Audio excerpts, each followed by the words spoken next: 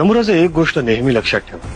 कापड मोजताना गजाला आणि माल तोलताना तराजूला हिसका दिल्याशिवाय तिथला व्यवहारच पुढे सरकत नाही. अशा जगात आपण राहतो.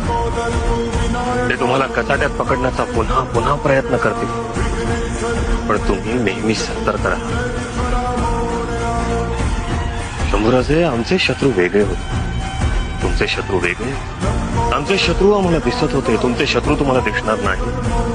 कारण तुमच्या शत्रूला हे पक्क ठाऊक आहे की तुमच्या ज्ञानापुढे, बुद्धीपुढे, तुमच्या पराक्रमापुढे त्यांचा निभाव लागणार नाही.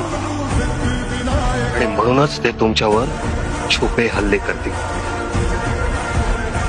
शंभूबा, सदैव सतर्क असतो. क्षणभरही गाफील राहू नका. ची आवाज